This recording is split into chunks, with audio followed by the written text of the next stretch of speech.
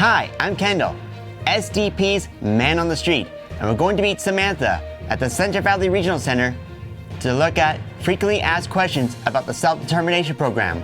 So let's get going and go meet Samantha at the Central Valley Regional Center. Hi there, Samantha. What is SDP? Self-determination is a program that's offered through the Regional Center that is an option to individuals. There's traditional and self-determination, and then there's one other. So it's just an option for individuals here to receive services. What is the purpose of the SDP?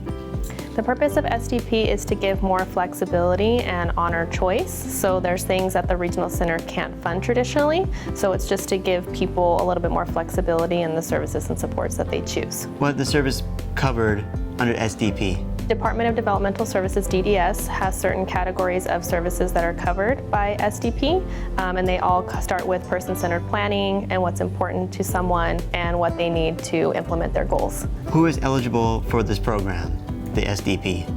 Anyone with the Regional Center who is land-term eligible, which is usually age 3 and older, can be eligible for for self-determination. Also, people have to be living independently or moving to the community. So the only people who are not eligible are individuals who live in a Medi-Cal funded facility. What is the role of the local advisory committee? The local advisory committee is individuals who are in self-determination, family members, independent facilitators, regional center staff, and the goal is to work together to identify what's working with self-determination, what could be done better, and then also allocate money for projects and other things to help better the program.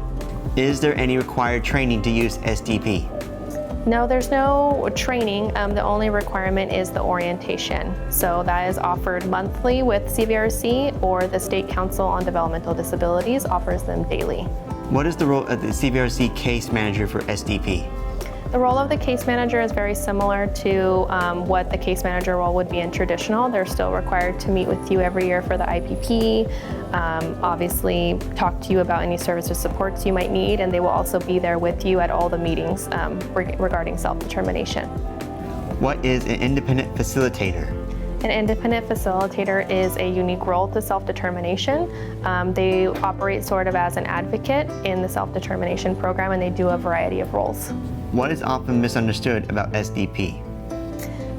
I think the biggest thing that's misunderstood is that you can do whatever you want with self-determination. So if there's something in traditional services you can't get, that you can move over to self-determination and immediately get that.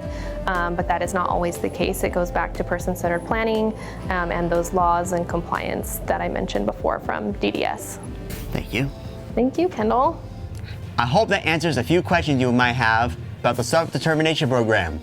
It was great insight from the Central Valley Regional Center and a great way to introduce ourselves to the program. Anyway, this is SDP's Man on the Street, Kendall, signing off.